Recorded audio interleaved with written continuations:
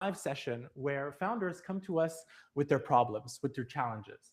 And instead of doing this behind closed doors like it normally happens, well, we invite smart people into the room to open up the process and do it live with an audience. So now, if you're here and you're new to what this is, Zero NDA is where founders build their projects in public, and we try to bring in the audience into the process. So someone recently described it as Wayne's World for founders. And to that, all I can say is, let's see, is this going to work? Live. Worthy! We're not worthy! It works! So today's challenge is not about building a product. Ahmed and his team have that covered. It's about telling a story. And this is what we're here to help Ahmed with today. So Ahmed is what you would call a technical founder. When it comes to technology, he can talk the talk, but when it comes to telling a story, I don't know. The jury is kind of still out on that one. Exactly. That depends. Depends which one. But fun fact, I'm going to share a little something that I learned about you during our podcast, which was when we were all still out in university trying to figure out like what our life was like. Ahmed was selling a company to Eventbrite. So we are in pretty good company. All right. So Ahmed, I'm gonna cut to you to basically introduce who you are, what you're working on, and what we're here to do. Set us up. Thanks for having me first. Appreciate it. First to jump in the row here. Love it. So my name is Ahmed. I'm an engineer by trades. Built tech company for the last 10 to 15 years now. Love the tech side. Now figure out the social part of it, because most interestingly, building it is the easy part, in my opinion. The integration is always the problem with the users. So right now, I founded a venture studio called Product Shop based in Montreal. We're a dozen engineers building technology for different players in different like markets, from crypto to what we're talking today, Access, which is like building management systems. My goal here today will be to learn how do we change the story around a product and make it more appealing for the user base to a certain extent. That's how I'll look at it. Do you want to show some slides, or do you want to do that thing? Well, no, fuck the slides. Go straight to it. Fuck the slides. Okay, here we go. So let's cut back to the wide shot. Here we go. Let's get back to the wide shot. Here we go. All right. So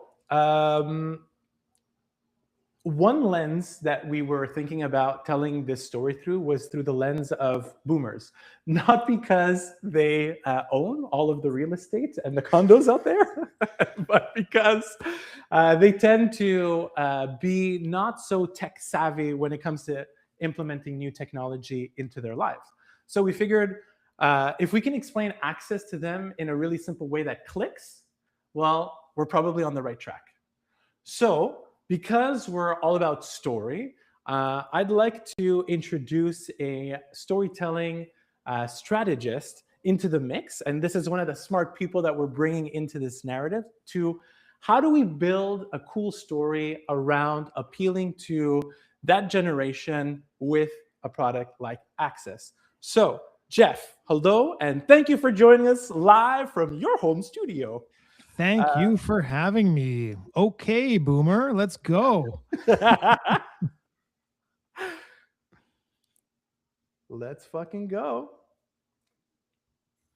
So, effectively, Jeff is going to let us ask the question. So basically, Jeff, right now, we want to be like a fly on the wall. I'm like really curious to know how you would approach a conversation with Ahmed in this context, knowing a little bit about Access and what you would go through in terms of like, what are the questions you would ask to get to a really meaningful story with a specific demographic that we're trying to target. Yeah. Does In that set this, you up for enough success? that sets us up for a really nice conversation. The idea here, especially when I work with technical founders, is we know we can get lost in the facts. And the idea is facts tell, but stories sell. So we want to get you in that story selling and that storytelling mindset where you can actually communicate to real humans at the end of the day. We know you have a business case. We know you have issues with adoption at the end level. What I want to hear a bit more about first is your story, Ahmed. So let's not park those slides. Let's get those slides on the screen. Tell us, tell The us slides come back to haunt us. tell us your story. Tell us your story, because we're going to get a sense for how you're telling your story. If it's a story that can connect with humans. And now that we're using boomers as our test case, let's put our boomer lens on. I'm going to say I have experience with boomers. My parents are boomers. We can make certain assumptions, and we're going to make certain assumptions today. We don't have time in this conversation to jump into research. We're not going to ask AI to give us the answers. We're going to go by gut feel today. How does that sound? That sounds like a good idea. Let's go to the slide then. All right, so let's do it again. So I'm the founder of Product Shop. This is a venture studio based in Montreal. Our goal is to build products, like target specific market that we're interested in, and we find niche sometimes, and just move the needle around it. So my team specialty goes from like fluid dynamics to physicists to engineers, the whole spectrum. And we tend to have a new way of thinking about a product and how we solve it. Our capability go from hardware to infrastructure, like to mechanical design, electrical design. We go from the whole spectrum. And lately, we've been working on a project called Access. This is what we're talking about today. So Access is a mobile-first interaction system for managing buildings and relationship in the building. From the building manager, from the condo boards to the residents, we're trying to have a holistic approach of technology in the sets of a building. Example, we manage door entry from intercom to delivery management to Wi-Fi integration and how you interact with the building when you go to common areas. We manage system access for opening doors without key fobs. We have also a way to communicate with residents directly. So we're trying to centralize the interaction to a certain extent. Is that better, Jeff? That's a good setup. Tell me more. So, okay, what do you want to know specifically? Any specifics? So tell me how you think your product, well, actually, let's back up. What is your problem? What is your storytelling problem today in the guise that we want to appeal or make your product appeal to boomers? That could be the brief right there, but tell me what you're struggling with. So the thing is, it's not a B2C business. So I'm not having a direct relationship to my customer. So I'm not selling a product to the resident directly or the tenants of a building. I'm in a situation that I need to deal with the B2B framing, right? So I need to talk to board managers like HOA stuff, or REITs, or someone who owns multi-units buildings, and I need to sell them the technology first for these guys for first adoption step, and then converting the resident in the ecosystem aftermath. So that's two-way dynamics create certain struggles in terms of offerings and in terms of prioritization of how we should communicate around that. Because we can talk to building managers. At the end of the day, for them is cost and bottom line. That's all they want to know. How much is going to cost me and how much is going to make me save? So that's kind of an easy discussion where we're solving this pretty well. For the last 6 months, we acquired 5 buildings. We have a pipeline of another 6 buildings, and we're looking to convert more than 1,000 users, I think right now around 1,000 in the last 6 months. So it's going, we can do that. Now, I just don't want to forget my end goal, which is giving value to the resident, because converting the B2B side feels like it's a failure in the long run. I don't see the interest of it. But if I'm able to harness the relationship with the B2C side, which is the resident, I think there's a long-term vision in that. Great. So that's a nice spiel for a banker or an investor or a board of directors. Tell me now, reverse the lens. Say, I'm in the mindset of wanting to improve people's lives who are using my product. Give me a little bit about how you think your product improves the lives of tenants or condo owners. So, okay, so let's go back to anxiety then. So if you've been in a condo, I mean, we actually used to be neighbors. That's the fun story. So we can talk about condos because we were in the same board to one point. So storyline is, When you have users that actually like come in and have issues with the intercom entry point, right? Like they struggle to be able to reach out to a resident. Someone is like elderly, doesn't know how to open the door, whatever. That can create like an anxiety, and we're solving that anxiety using our application. The idea you can invite people to it so other people can open the door for you. That kind of first base interaction on the technology helps to a certain like alleviate that like level issue number one. Now, when it comes to infrastructure, like if you've been to buildings, example is interesting, is camera access. We see a lot of elderly people coming into buildings. There's a parking lot. They feel afraid sometimes of like, just being on that open space alone. So having access to a certain surveillance camera before going somewhere kind of give them some sense of safety. And that's actually a request coming from residents. Now, most of the building have camera systems, but they don't give you access to them because they don't have the infrastructure for it, right? When you go to connectivity is interesting. A lot of people are moving to EVs, right? And I mean, our buildings are not built for EVs.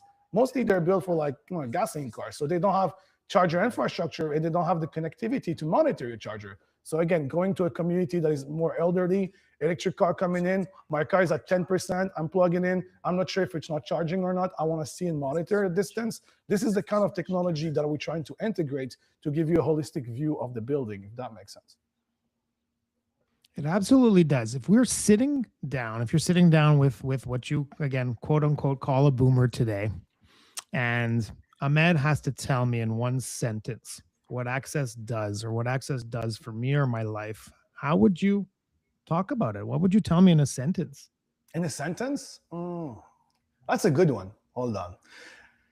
Simplifying the case will be having visibility what's happening in your environment outside of your apartment to some extent. Between like right now you're living in that apartment, you're living in that house, but really you don't have much visibility what's going on outside. And the Access give you that like kind of like visibility to a certain extent about it. And when I say visibility, the term is a bit, might want to change the wording, is just having an intent of interaction from the outside. So I'm able to see what's going on in my environment to a certain extent. That's how I resume it. So I'm going to reframe this a little bit. Yeah. Okay. When we're looking to tell a story, we want to get in through the heart that then kind of triggers over the mind. We know that people run by basically two systems, system one and system two. System one is emotional.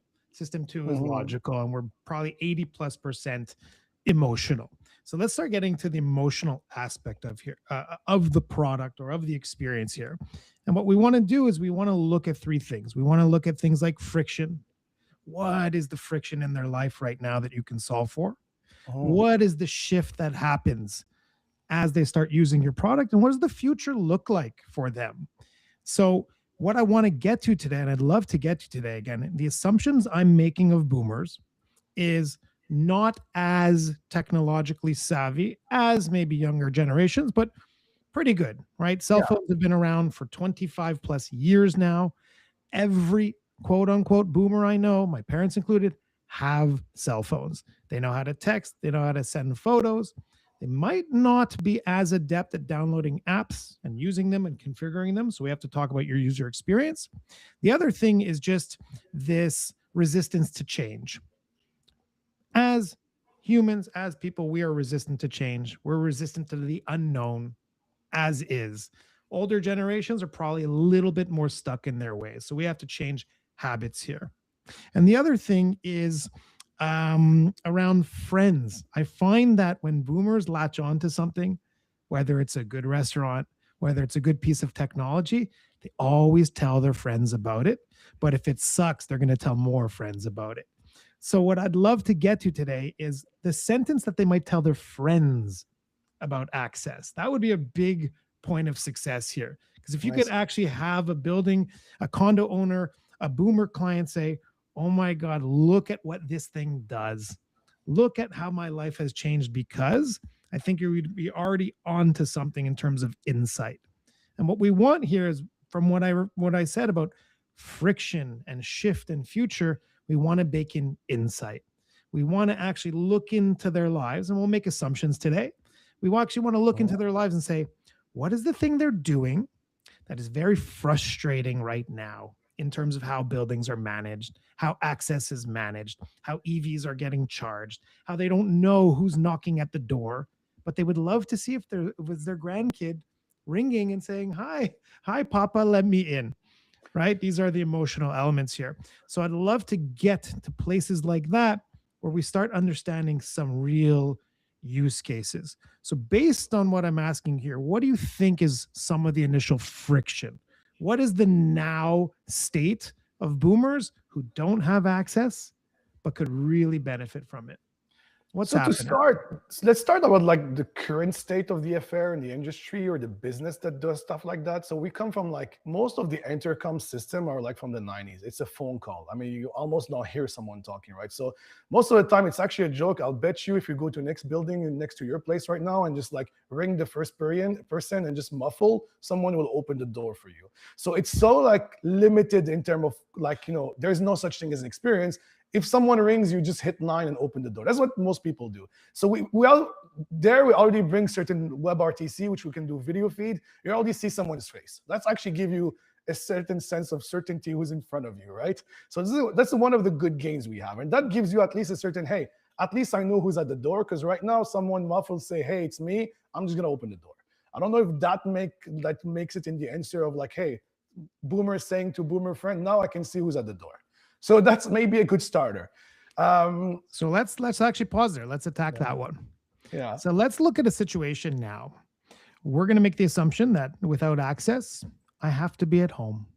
I have to be waiting. I have to wait for it to ring in my own apartment, and I got to go press that button on the wall. Am I getting close to some level of reality people here? use their cell phone, but like 50% of the time doesn't work because the line is not good quality, and like you click the button, it doesn't open the door. Those are the frustration that we solve already with the system. Okay, why and how? Why is yours better? Because we're not just using the same tech. So most of those intercom systems are using like legacy phone lines. Like they're literally like what you said, buzzer button, right? Like it's the tone system. And the tone system, what happened is quite interesting. I mean, it's gonna be a tech spiel for 30 seconds. Is actually we switched. We're gonna turn it to a human spiel. So give me the tech spiel. So all right. So we moved from landlines that has a certain bandwidth to cell phone that has a different like adaptive bandwidth. So when you're in the phone, you remember when you go in the tunnel, the audio quality stutters and then you go back and it continues, right? That kind of like compression, decompression of the audio quality, it doesn't fit with the tone system who was like analog and had like a better bandwidth. So that conversion from like analog to digital in the phone line make the legacy system of intercom not working well, because when you buzz, it's a tone that you keep high. And if you're having those like, bandwidth changes or like compression, basically you lose that capacity of opening. So maybe 20 to 50% of the time you click the buzzer and you don't have the nice phone reception, you're basically not opening the door. That's how technical. Okay, so in human speak, can we say can we say you hear better? Can we paint a picture that when your granddaughter wants to grab mom's phone to ring and buzz grandpa, you can actually hear her better and saying, "Grandpa, let us in." Yeah, I mean, you're right. So basically, the picture I'm painting here is, let's start turning the technology into stories I can understand. Okay. So the thing I'm picturing in my mind is what I was trying to get at before. Again, assumptions. I'm going to make a lot of assumptions today. I'm going to make the assumption that you might convert a building that does have that buzzer on the wall, or older concrete building, larger concrete building, whatever it is. Connectivity is not amazing. There's already some frustration with the phone. They don't hear as well. Sometimes it's not connected. Maybe there's no camera. So now I'm in a situation where I might be stuck in my condo, but I'm a social boomer and it's not card night at my place, or it's not card lunch at my place. I'd like to go down to the rec room. I'd like to go down to the neighbors. I'd even like to go across the street for coffee. All of a sudden, you have a group playing and socializing, and the phone rings. They say, "Who's that?" "Oh, it's my granddaughter and my daughter, and they want to come in." "Hang on, guys, I'm letting you in." Already there's an emotional factor there of letting people back into your life, right? Access. We'll get there in a second. I want to hear more potential stories like that. So here, the one I just gave you is, I'm going to make the assumption people don't want to be trapped in their house when a delivery is coming, when someone's coming to ring, whether it's friends, family, whatever. They want control. They want big fonts probably on the app. We'll talk about that in a second. And they want to hear. They want to hear well, and they want clarity, and they want safety, and they want simplicity. So give me other use cases that you think might be possible of people playing a game together or having lunch and the phone rings and they can let someone in. They are literally not at home, but talk to their favorite delivery person, say, oh, just leave it in front, like whatever it is. I know there's aspects of delivery as well. Give me a few more ideas around that without the I'm techno jargon, with the what people are actually doing and how they actually live. You know what? I might reverse the equation. Actually, it's interesting. You went through the emotional connection, and like I want to see my granddaughter and my daughter to come in the house and open the door, see their face. So there's like the emotional outreach. I'll say the opposite. Most of people that I know in that kind of like age group, whatever, are more like socially anxious, and they want to limit their interaction with strangers. Very And what we interesting. offer in that services is, on the contrary, we give you the freedom of mind. Is like, you don't need to go downstairs and open the door because 30% of the system doesn't work. No, you can create access codes, and you can share the access code with your delivery guy. And then when they come in, they can input the access code to open the main door, and you get a picture and notification. So you don't need to answer the phone because you don't know who's talking on the other side, right? And that limitation is quite interesting. Is now I can offset my anxiety and saying I'm expecting delivery in 3 hours. Well, the guy will use the code whenever they arrive, and you're gonna send a picture and notification when the Okay, package. so is let's delivered. look at what people might be doing instead of going Yeah. downstairs, instead Yeah. of, right? So, you So you give me the idea of don't bother me. Yeah, but like, I mean, it's true. It is true. People sometimes don't want to be bothered. It's like, but again, for me and you, getting delivery is just a commodity. For some people, I mean, we're targeting that group page. Or maybe let's drop it. I will just put a generality here. Some people don't want to interact with strangers, and they're working doing something else. So at that point, they just want to, like, remove it as a self-served. Hey, I'll give you an access code. Use it, and they will send me a notification when the delivery has been complete. This way, I don't need to stress about my package coming in. Right. So we have the different personas already starting to starting to rise to the top here, starting to get more clear, right?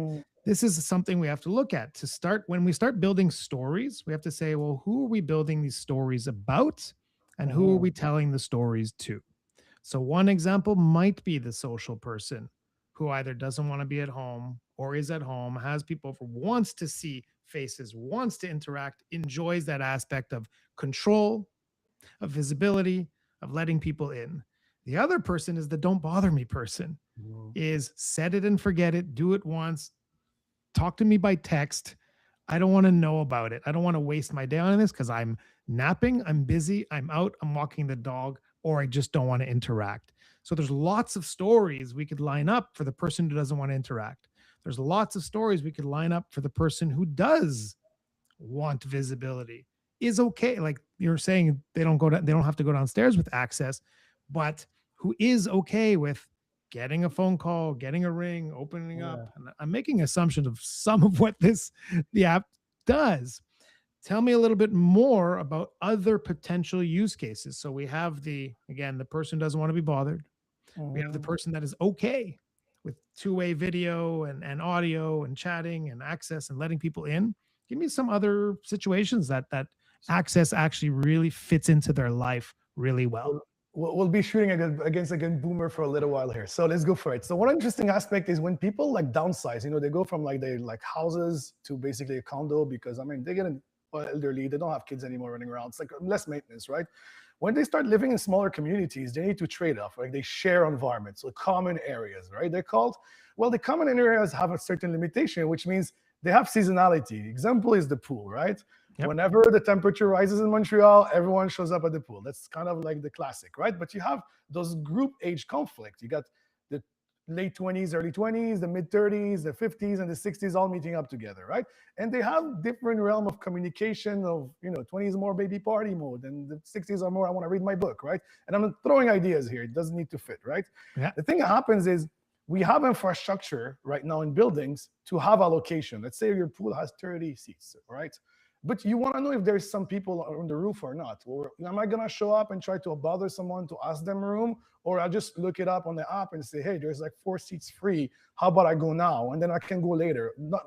Just alleviate the risk of me going upstairs, getting ready to go to the pool and figure out there's no room, right? So we have systems like that. We use AI for that, which is we don't have direct feed of the pool. I don't want you to see the video, but we have allocation seats. So I can see the map of the room and say, hey, I have 3 seats here, 4 seats here free. You can go now, or this place is full right now. Don't bother even showing up. And that applies also to the gym. I want to go to the gym in the morning.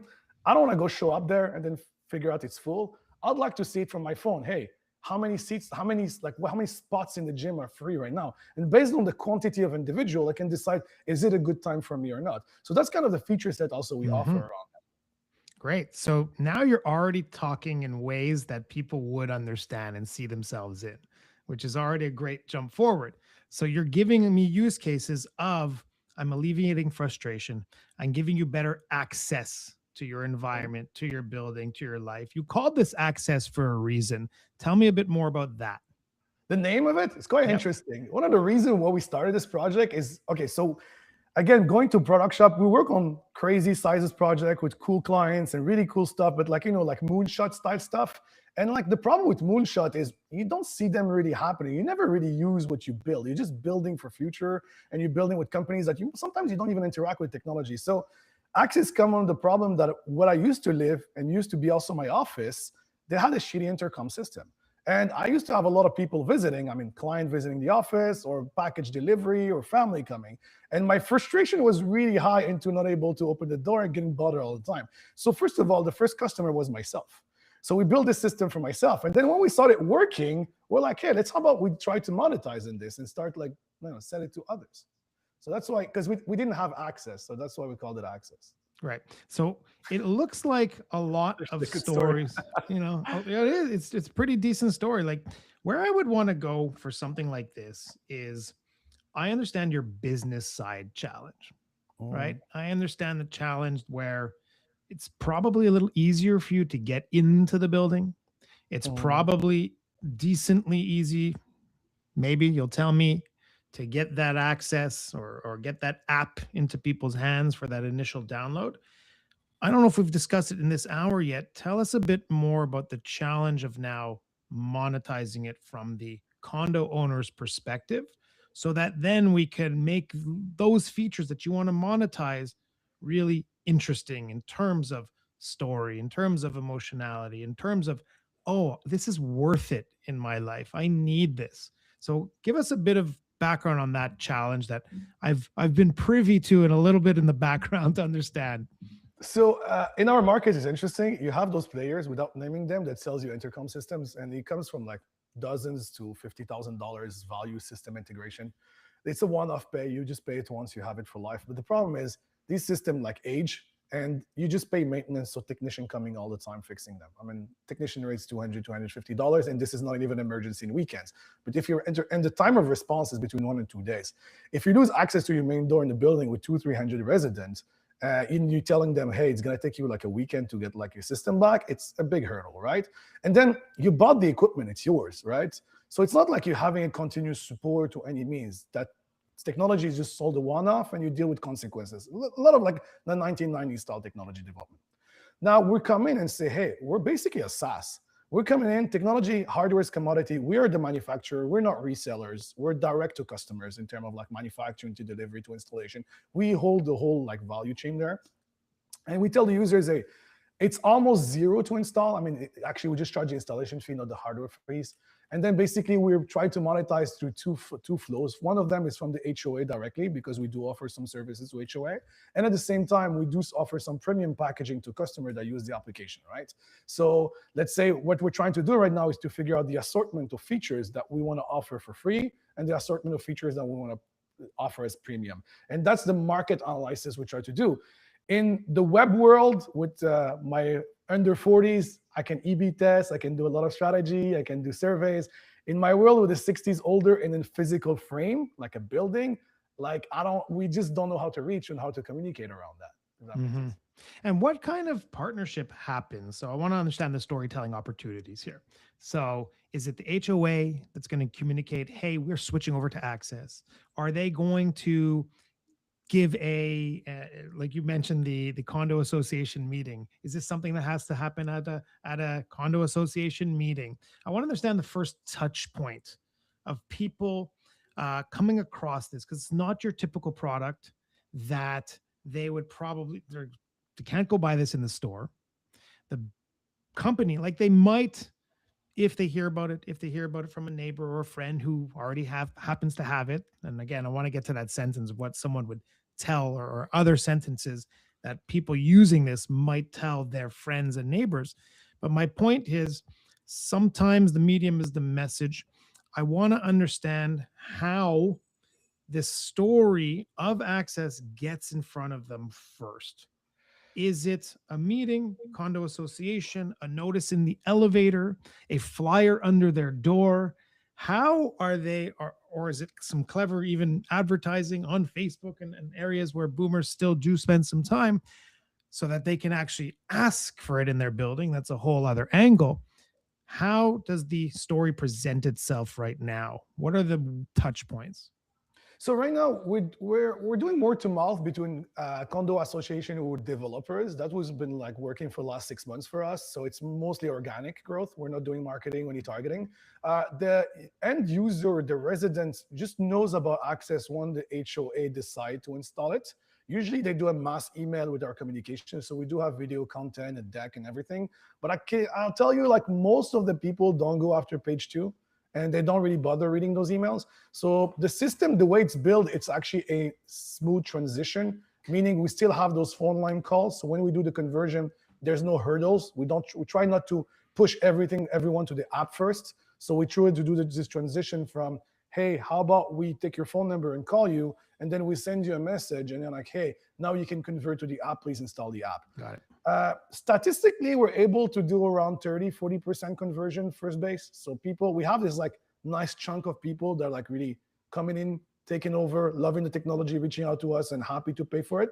Now what we're trying to do is like hit the long tail of 60-70% that these guys are just, I don't think they even read the email reading. And how do we reach them and communicate around it?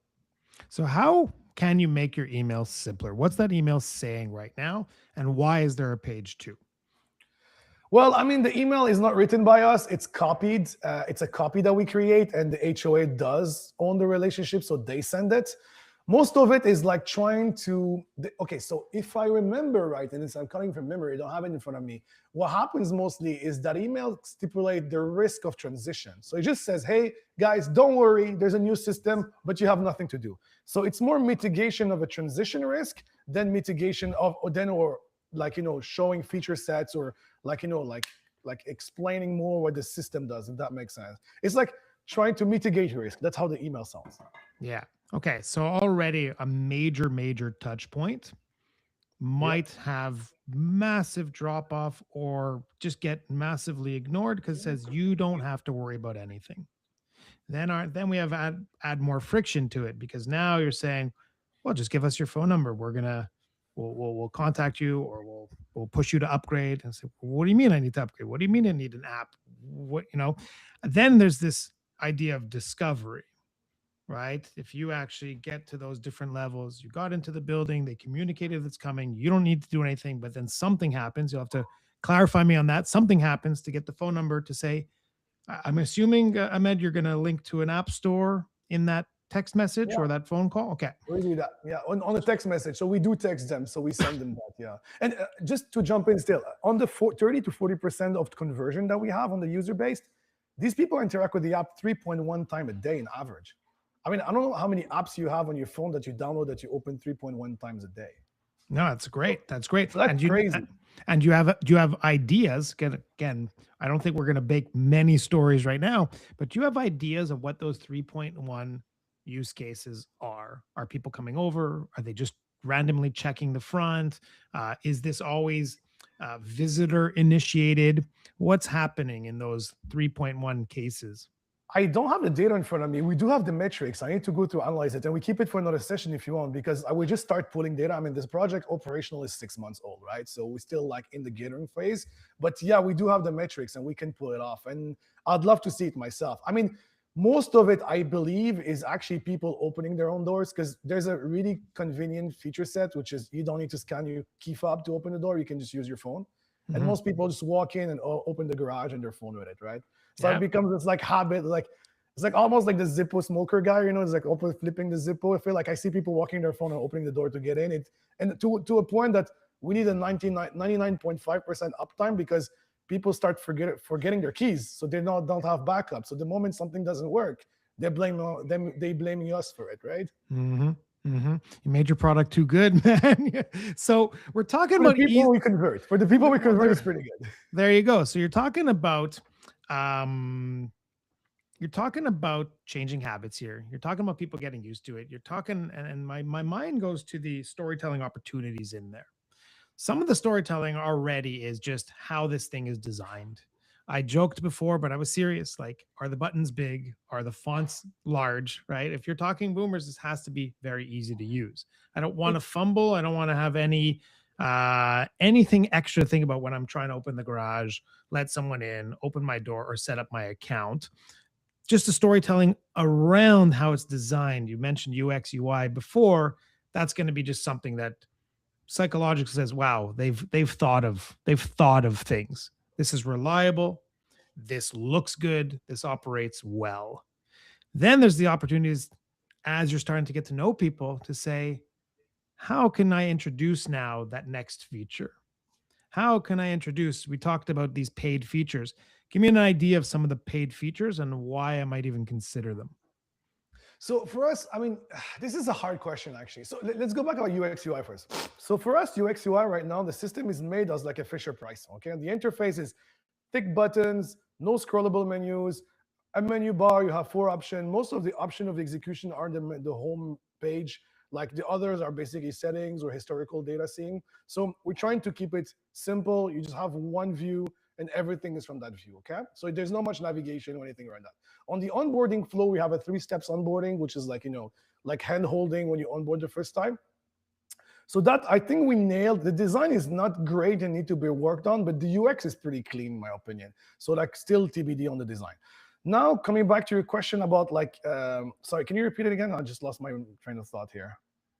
I was just asking or imparting the idea around storytelling opportunities for upgrade. And I want to know what people would actually pay for. So here we have a condo association, homeowners association making a decision. Yeah. We have one of our main opportunities to introduce this product and tell the initial story about it, right? That email can contain a quick link, an embed to a video where we tell a really good story about this product to make people want. That's your biggest and earliest opportunity, aside from signage in the building, right? These are introductory opportunities. I would push as part of your opening package, signage opportunities, a countdown to when it's happening, right? We don't want to have anyone fearful. I love the idea that it's frictionless. I love the idea you don't have to do anything. But I also love the idea that for that initial curiosity, we start showing the idea of the phone in the hand. We start showing the idea of you can scan a QR code or something in that elevator, or press a link in that email to go take me to a short video that shows me all the benefits and prompts me to download it, and even right there, right, go to the App Store right away, or download it early, get ahead of the crowd. So what I was asking is, or actually I'm backing up, I'm going to scrap that question for now around why would people upgrade. I want to get to the story of why would I go install it. And one thing that's missing for me in this equation, we'll come back to in a second. One thing that's missing, let's say the building buys it, they install it.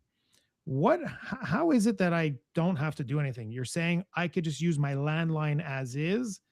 That is now the system behind the landline or the mobile phone. Like, I'll get the call, I'll press 9 like I used to, but for an enhanced experience, I can get the app. Is that what you're saying? Well, yeah, what we do, the approach we did is we're trying to limit the friction, right? So for us, the idea is if people are already using a landline, we're converting the landline to a digital call. It is a digital call, so it's not like an analog as it used to be. So we're using like VoIP calls, like a voice over IP call, and we do like capture the tone. So it's kind of the same system with an upgrade in an infrastructure. So we do a seamless transition for users, so they don't need to do anything. So it's not like you're losing access to your building because you didn't install Access app. That would have been a failure by design. Because I mean, imagine if I go tomorrow to a building with 300 residents, and then the next day I flip the switch, and like 80% of them can't open the door. That's not a success story here. So Yep. I think we ironed down the transition on that, and I think that's actually when we shoot ourselves in the foot too, because we do such a seamless transition in that first phase that people Exactly. just forget the existence of the system. Exactly. So that it's a that's curse. It's like, it's the positive side that became a curse to the end of well, it. that's right? it. So that's what we've uncovered here, and I totally agree. You've made it so simple that people can ignore it. So Yeah, now, how so- do we say, how do I get people to not ignore it? How do I actually sell it as a, you don't have to do anything, or maybe don't even tell them, right? Like, I know you kind of want to, but maybe that's not the heart. Maybe that's not the headline or the subhead. Maybe that's not that we've installed a new system. You don't have to do anything. Maybe the you don't have to do anything comes at the bottom. Maybe it's, we've installed Access. If you want to grab the app, you watch this video. You can do this. You can go play bridge and let someone in and talk to them two-way. You can check the status of your EV. You can give a code. Don't feel like talking to anyone? I can give a code to that delivery person. And then the bottom line says, and the great news, you don't actually have to do anything if you don't want to. You decide how you want to experience the benefits of Access. So my point here is, use that introductory time frame to have physical media and messaging that you help the homeowners association control. Now, I know some of them will say, thank you, Ahmed, we've installed it. Cool, it's in there, and maybe there has to be a little bit of benefit in there for them somehow. Maybe that's totally against the rules. But my point is, that's where the storytelling, I think, begins. Is, I know it's safe, I know it's secure, I know I don't have to do anything, but if I do, look at the enhancement to my life. Look at the friction it removes. Look at the shift that happens in my life. Look at the future. Look what the future can look like in one download. Then you start worrying about upgrading to paid. But I'm just looking, when I look strategically at storytelling, I say, well, what are my opportunities? What are my insights? It's interesting you bring it up. I like the idea. And I mean, I'm thinking out loud here, and this is a live session. It's quite funny because you can throw ideas and see if it sticks, right? So something that originally we try not to touch is anything social interaction. We just felt like it's gimmicky to get into social interaction in app. Said like, yeah, Facebook and WhatsApp and like Instagram and like TikTok exist. Why would I do something like that, right? But the more you touch base on like my neighbor tell me or my friend tell me install this app as a strategy for conversion, the more I'm interested to explore the idea. I was like, hey, look, if 40% of my client base install the app and loves it, but the other 60 don't know about it because, I mean, they just don't talk about it. What if we add some more social interaction in the app? Meaning, should we do something like kind of like, group chats forums, which is like dedicated groups for communication? Because one of the hurdles in this industry is the relationship between the building manager and the resident. There's always frustration. Like they always have issues.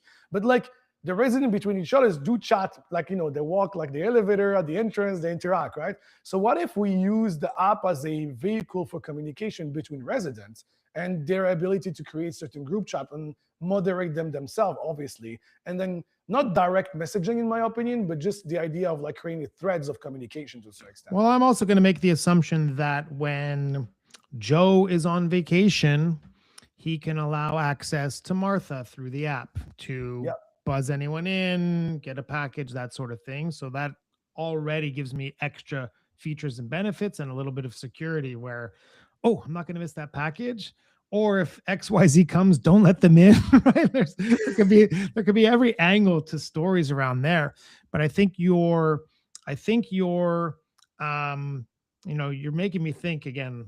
This is live. This is how we think and brainstorm out loud. You're making me think of even the idea of, first of all, you want to introduce this and get access into people's minds. So again, I do think you need posters in elevators. I do think you need things mailed or things put on doors or things slid under door, flyers, pamphlets, that sort of thing. I do think those items have to have easy access to an explainer video. I think that's the easiest way in sight, sound, feel, motion, that kind of thing to tell the story you want to tell. We'll try in the next few minutes to maybe craft some of that storytelling. But I also think that once people are recognizing that, you might even want to do some geo-targeted social Yeah. campaigns that I'm scrolling because the audience you're talking about does still scroll Facebook. I think that's probably the number one. I'll make a guess that's the number one app they probably still Probably. In that use. category, you're probably right. Yeah. That's Yeah, probably and there might be things like CTV app and these kind of things. Well, we're in Montreal now, so right, it might be news apps. I'm wondering if there's some advertising that goes around there too, where they've recognized this thing. It's been introduced in an email. They've seen it coming in their, in literally in their hands, in their door, in their mail, in a pamphlet, in a flyer, in the elevators, these kind of things. I'm wondering if there's other story out telling opportunities that reinforces the features and the functions and the benefits in an emotional storytelling way that says, wow, I should get that app. And almost to the degree of, did you get your Access app yet? Right? Let me Almost see. to that degree of you're missing out if you don't. And all the happy people like them using it, right? Photography, like video storytelling, photography of people actually in a use case of the product is very influential. Think of all these buildings you're talking about, senior living, or you guys were joking before, seniors own most of the condos because they've downsized.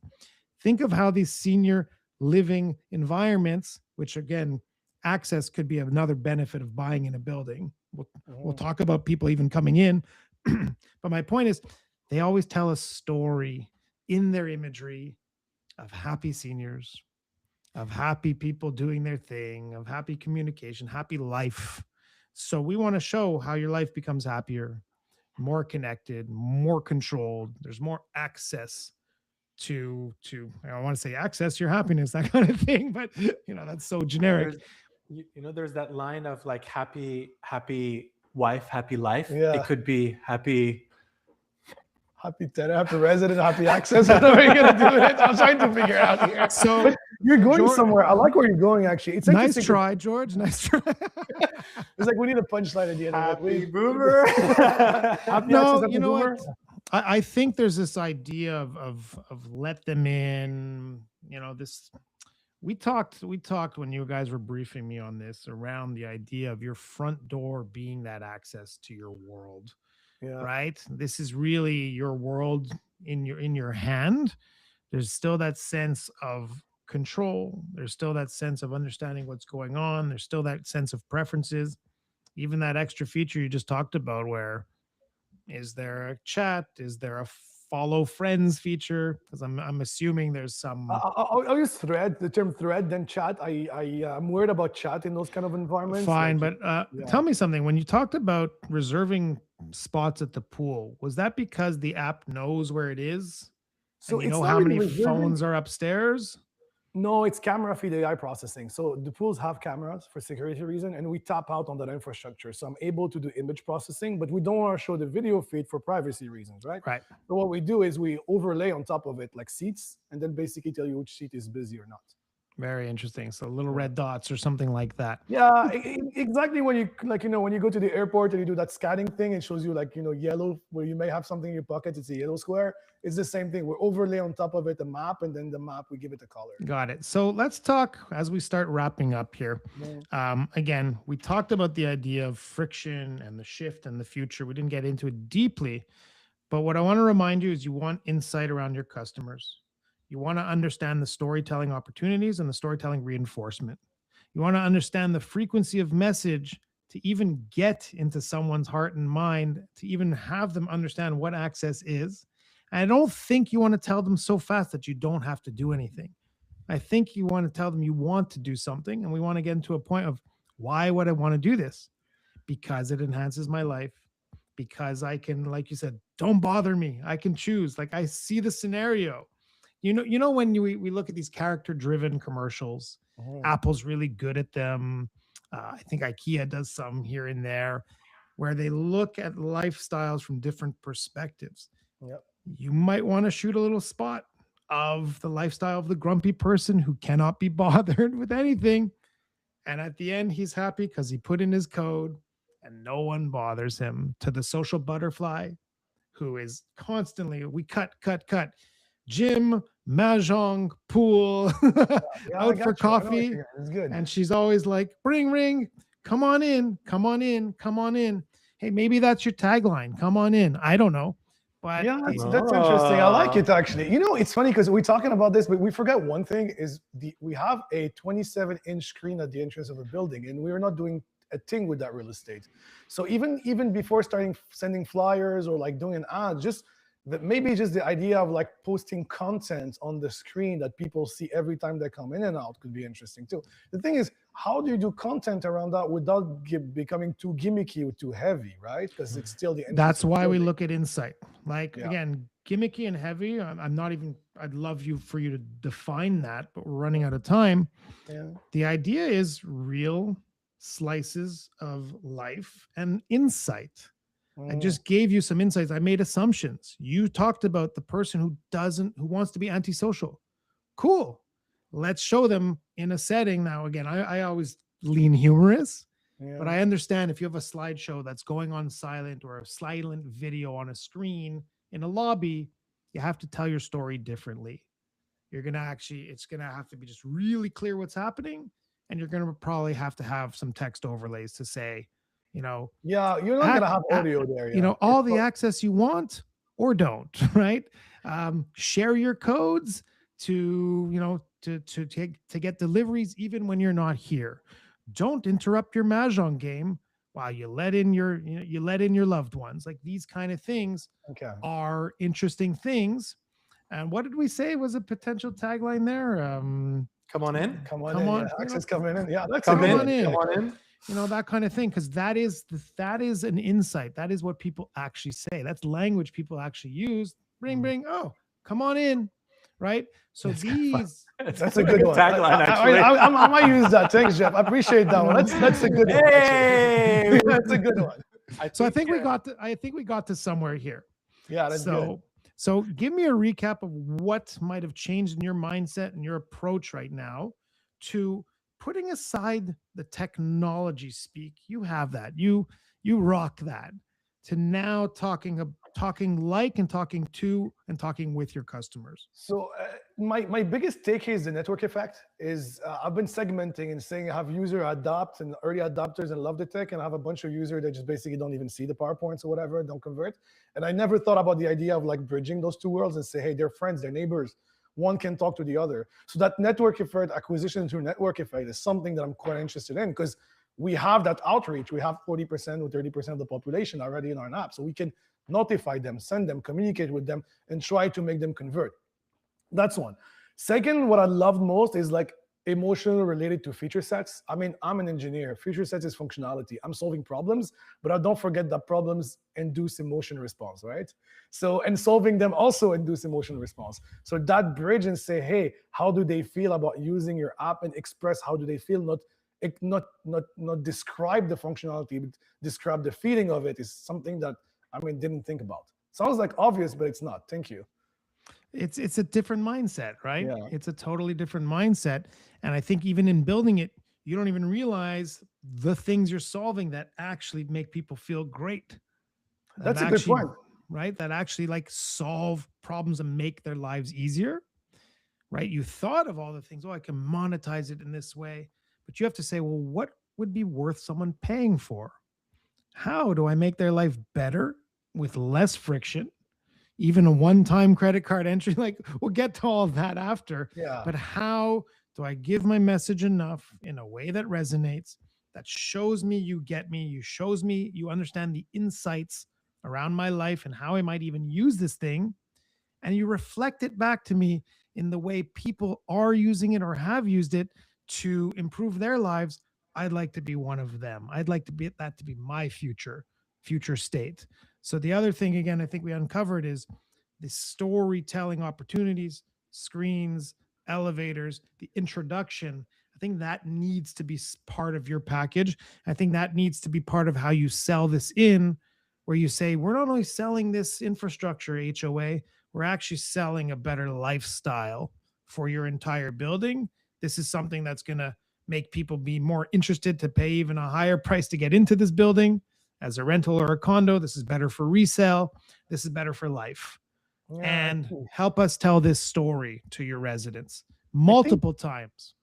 I think the community layer is something we're missing. I don't want to, again, I'm using the term gimmicky. I don't want it to be like a DM chat platform things. This is out No, of control. no. You want the thread concept. Also, even using the screen real estate, I mean, we can add more screens actually in the lobby as an offering to allow to see agenda of activities and events that are happening in the building. People forget to connect around those things. So maybe open up more into like, hey, what's going on in my building? That's something we don't use. The social layer of it, not just the interaction like communication as threads, but just, hey, there is like garage game next week, and hey, we're doing a pool party tomorrow. Oh, someone's doing a game of this. So that kind of like, insights of the social community in the building is something I think we need to explore more. There you go. And your order of operations is, how do I get attention? How do I make people care? How do I make people convert? And then how do I make people upgrade? Trust me, I get a few guys on my team on the right here taking notes. I can see them right now. They're like smiling at me. It's like, this is a great discussion. They've been sitting silently, but they're really taking notes right now. Thanks, Jeff. I just heard some chatter on the side that said, well, what does the dog think? So I think he's going to turn the camera. We do have like a little audience on the right side. The studio audience. Maybe I might want to add a story, an emotional story that one of the ladies at one of the buildings came in, and maybe I'll just walk in over here. There was a story of a grandma who came up to us and she said, "Thank you." Actually, you know what? Hold on. You can take my mic. Oh, okay. Yeah, and this grandma. No. You don't need to rush it. All right. There you go.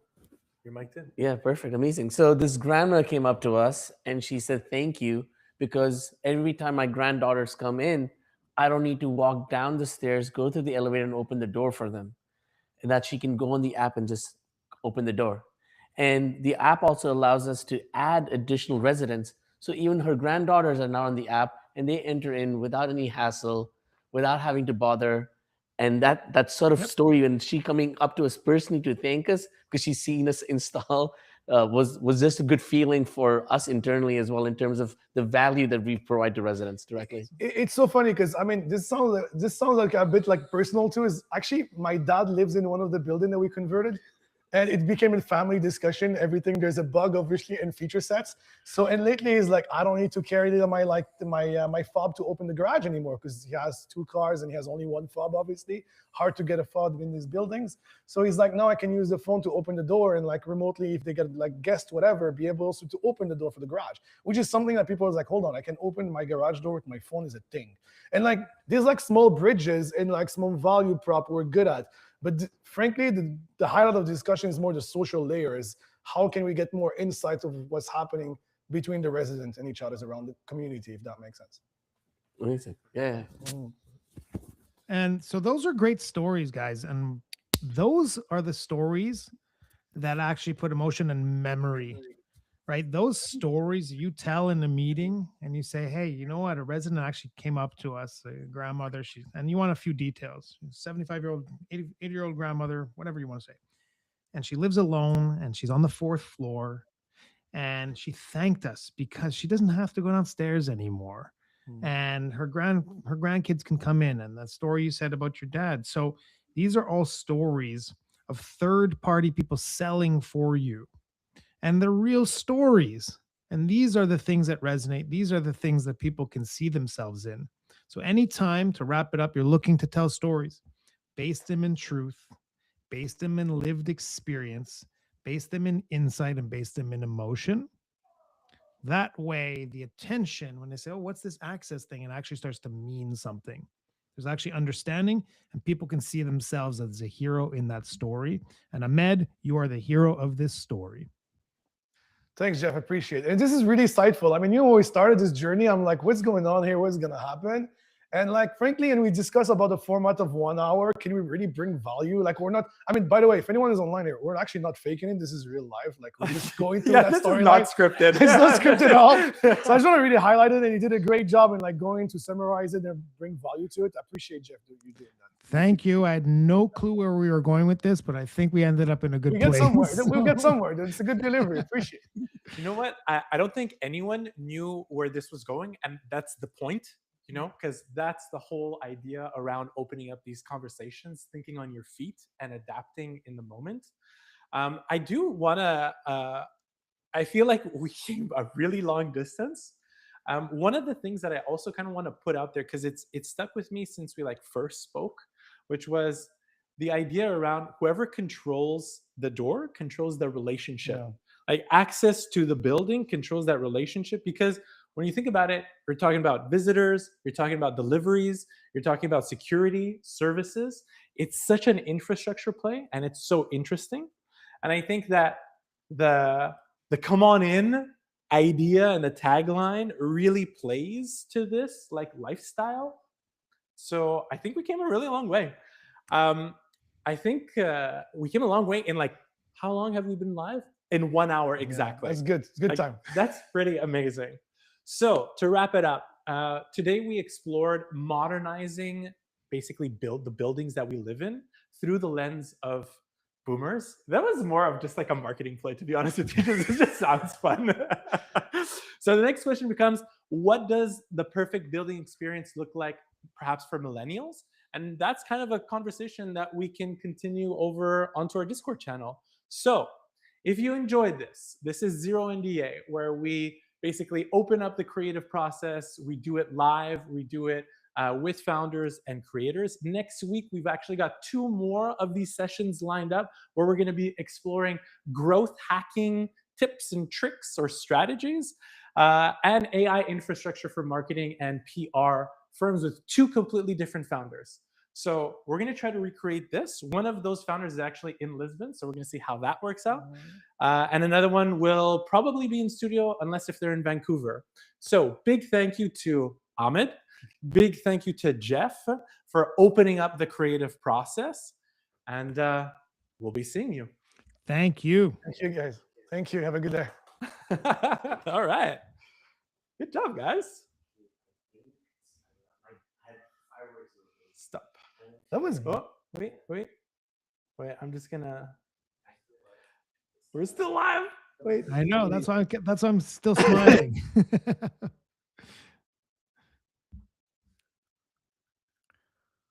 All right, guys, I gotta run. You're on mute. We're still recording somehow. I gotta run, guys. Can you hear me? Take care, guys. We'll be in touch. Ahmed, we'll chat. I didn't hear Okay, anything it's you all said, right. but we're still live. We're still live. So.